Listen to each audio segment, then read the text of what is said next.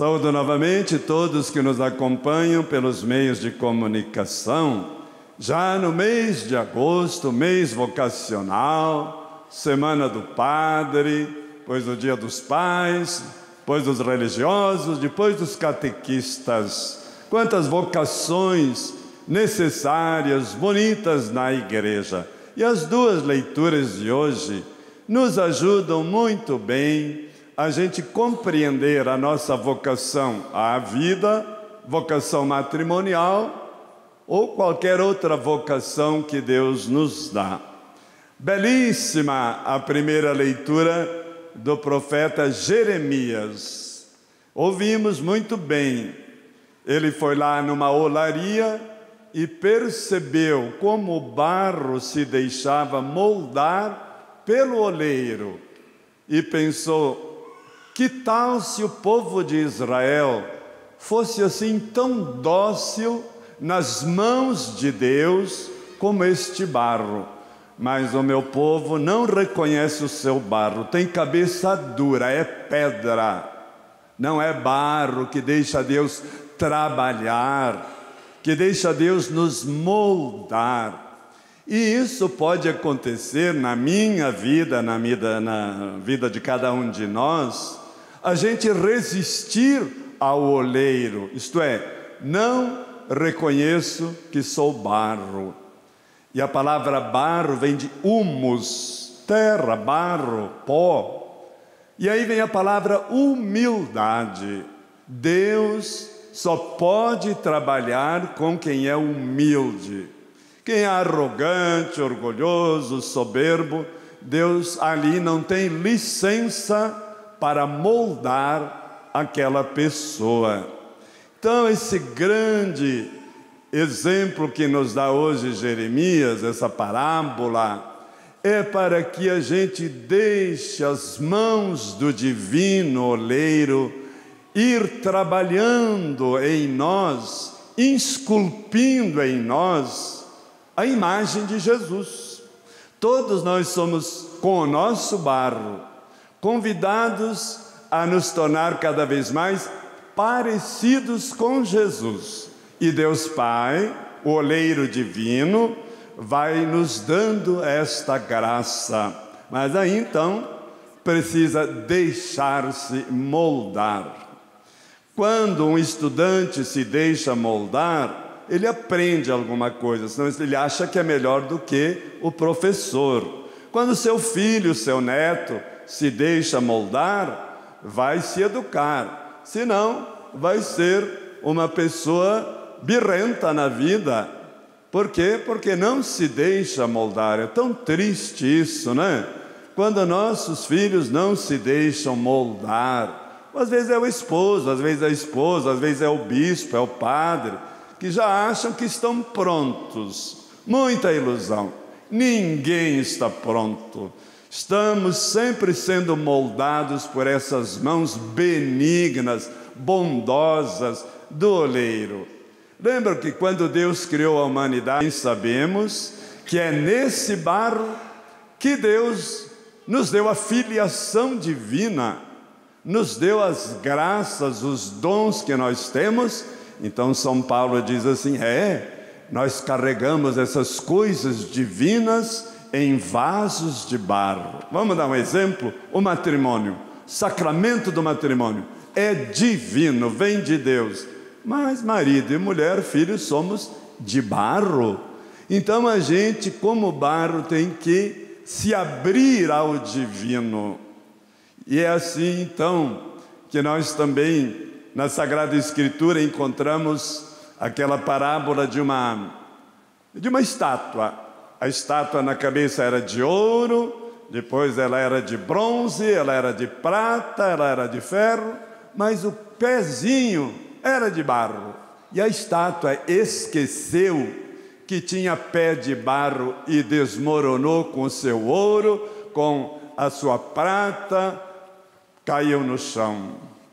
É assim, irmãos e irmãs, quando a gente não conta com a nossa fraqueza e se joga nos braços das mãos do oleiro, que também tem a capacidade de refazer e de restaurar quando a gente é um vaso quebrado.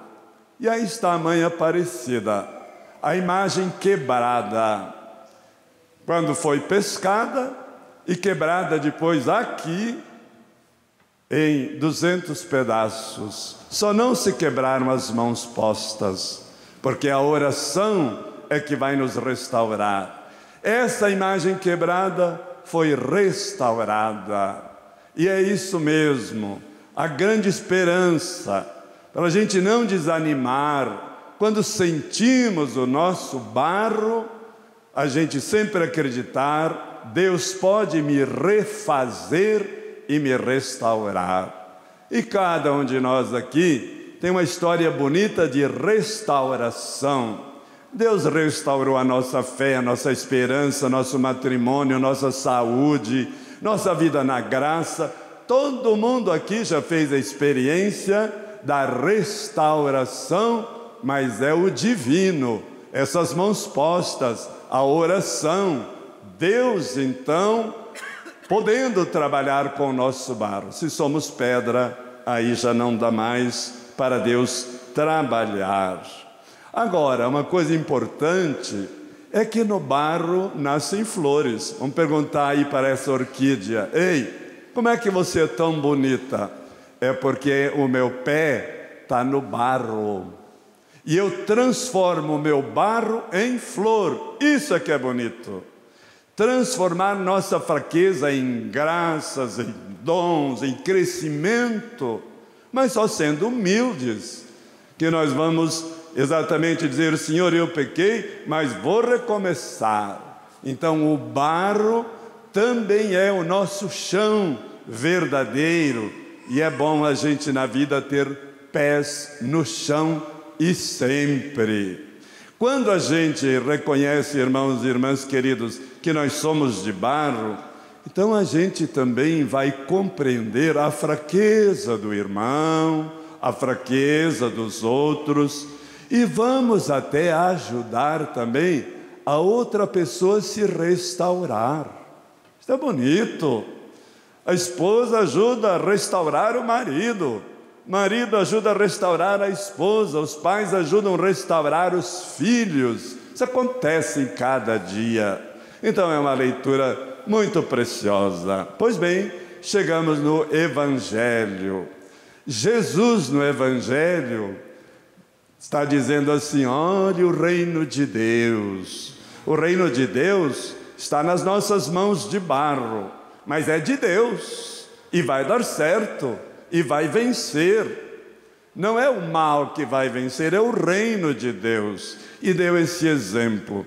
Sendo o reino de Deus assim tão precioso, é como quem lança as redes. O que é isso? Vamos todos nós, mesmo nos sentindo de barro, lançar redes. Não fique de braços cruzados, dizendo: eu não sei, eu não posso, eu não tenho tempo. Vamos lá. O reino de Deus depende das redes que nós lançamos. Que rede é essa? A missão, a evangelização, o apostolado. Uma boa palavra que eu digo a uma pessoa já é lançar redes. Uma boa mensagem que eu mando pelo celular ou pelo telefone já é lançar as redes. Uma visita que eu faço numa casa é lançar as redes. E quando eu corrijo também alguém com amor, também é lançar as redes. E quando nós trabalhamos nas pastorais, somos catequistas, etc., mas todos nós batizados, se nós lançássemos mais as redes, é claro que o rebanho de Jesus seria bem maior. E o nosso Papa está sempre nos convidando: não se acomode, não fique parado, vamos lá, sempre, cada dia, atrair mais pessoas para Jesus Cristo e para o seu reino. E o outro exemplo, então, que Jesus nos deu, para a gente compreender essa beleza do reino, ele disse assim: olhe, que tal se cada um de nós fosse como um pai de família. Olha Jesus valorizando aqui a figura do pai também, que a figura da mãe ela já é muito privilegiada, graças a Deus. E está falando do pai, mas de um pai especial. Ele diz assim, um pai que sabe tirar lá do seu baú, lá da sua gaveta, lá do seu tesouro, sabe tirar coisas novas e velhas. Isso é tão difícil, irmãos.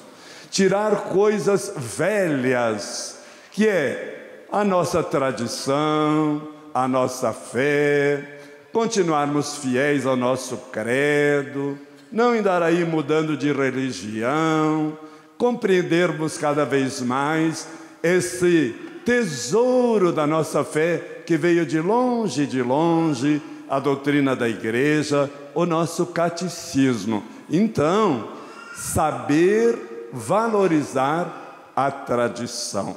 Mas senão, as pessoas vão ficando muito tradicionalistas. Não é isso que Jesus está querendo, não. Uma coisa é o respeito à tradição.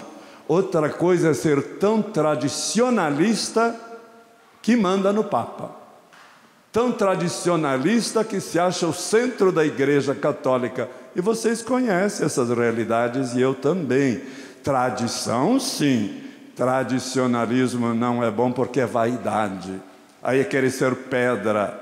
Aí já não aceita que é barro também. Se acha melhor do que os outros.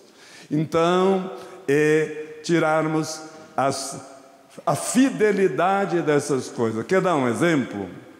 É sempre doutrina da igreja respeitar a vida desde o início da fecundação.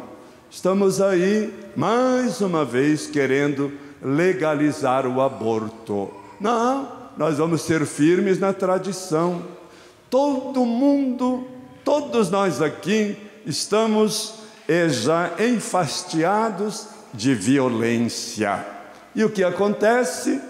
Acontece que o aborto é uma violência muito grave contra um inocente, indefeso. Então precisa ter um pouquinho de lógica.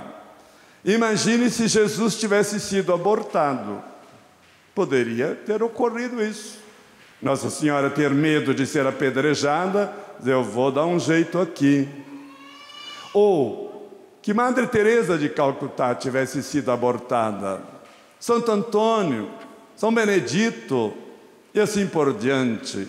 É muito séria essa questão de respeitarmos a vida como dom de Deus, e cada criança é bem-vinda a este mundo para ajudar este mundo a melhorar. Então, essa fidelidade ao casamento, por exemplo, ao sacramento do matrimônio, não é casamento entre duas mulheres e dois homens. Aí não é família, pela visão da igreja.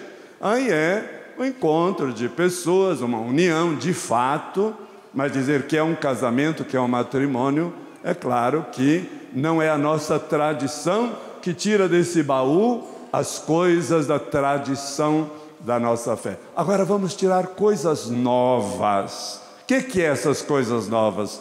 Concílio Vaticano II, o documento de Aparecida, o pontificado do Papa Francisco, todos esses documentos tão bonitos da igreja, essas coisas novas que nós precisamos ir valorizando, inclusive nesse ano do laicato, meus queridos irmãos. Como seria importante vocês leigos descobrir a grande novidade do laicato. É maior ser filho de Deus do que ser sacerdote. Olha as coisas novas, que às vezes a gente até nem valoriza a beleza do nosso batismo, que dá a maior das dignidades, filho e filha bendito de Deus. E aí então, a gente se abrir a coisas novas também, quando a igreja, agora lá na Nicarágua, lá na Venezuela, está dizendo aos ditadores, não é por aí, vamos respeitar a vida, a paz, a justiça, mas a igreja fala a partir do Evangelho. São as coisas novas, mas tem gente que sai para fora, não quer saber. Então resiste àquela pedra que eu falei, não é? Resiste porque não quer aceitar essas coisas que não são assim tão novas não, porque sempre no Evangelho, desde o Egito, Deus, a religião, a igreja, o povo de Deus, foi falando de justiça social, superar tudo que é tipo de fome, de escravidão, tudo isso. Então um evangelho assim muito forte, né, irmãos, muito bonitos. Para isso, essa semana bonita dos sacerdotes, semana do padre que estamos celebrando. Olha, nossos padres, bispos, somos de barro também. Compreendam o nosso barro e nos ajudem com a sua oração, com o seu trabalho, com o seu perdão e com a sua unidade lá na sua paróquia, na sua diocese. Ajudem-nos a ser bispos e padres melhores. Vocês leigos também têm mãos abençoadas para tornar os padres e os bispos melhores, graças às suas mãos postas, como a mãe Maria de mão posta, que chegou em forma de barro, e Deus ouve o sacerdócio batismal de vocês. Então, rezem por nós, nos perdoem e permaneçamos unidos na Igreja de Jesus. Amém.